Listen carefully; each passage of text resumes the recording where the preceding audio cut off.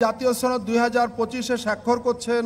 জুলাই জাতীয় সনদে স্বাক্ষরের মাধ্যমে অর্জিত ঐক্যের সুর নিয়েই বাংলাদেশে পরবর্তী নির্বাচনে যাওয়ার কথা জানালেন প্রধান উপদেষ্টা ডক্টর মোহাম্মদ ইউনূস। শুক্রবার বিকেলে জাতীয় সংসদের দক্ষিণ প্লাজায় আয়োজিত সনদ স্বাক্ষর অনুষ্ঠানে তিনি এই ঘোষণা দেন। এই সনদে প্রধান উপদেষ্টার সঙ্গে বিএনপি, জামাত সহ কয়েকটি রাজনৈতিক দলের নেতারা স্বাক্ষর করেন।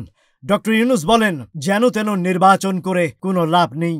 যারা স্বাক্ষর করেছেন তারা যেন আবার বসে নির্বাচন কিভাবে সুন্দর করা যায় তা ঠিক করেন। তিনি বলেন, নিজেদের নির্বাচন নিজেরা করব, কেউ এসে আমাদের ধাক্কাধাক্কি করবে না। ডক্টর ইউনূস ঐক্যমত্য কমিশনের কাজকে অসম্ভবকে সম্ভব করা বলে উল্লেখ করেন। তিনি বলেন, এই সনদের মাধ্যমে দেশ বর্বরতা থেকে সভ্যতায় এলো এবং এটি নতুন বাংলাদেশের সূচনা করল।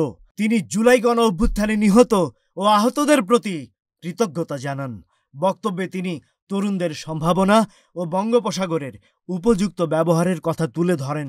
গভীর সমুদ্র বন্দর তৈরি করে কক্সবাজার, মাতারবাড়ি ও মহেশখালী এলাকাকে নতুন সিঙ্গাপুরে পরিণত করার সুযোগ রয়েছে বলে তিনি উল্লেখ করেন। ঐক্যমত্য কমিশনের সহসভাপতি আলী রিয়াজ বলেন, সনদটি গণতান্ত্রিক বাংলাদেশ গড়ার প্রথম পদক্ষেপ। Rajib Raihan, news flash 71।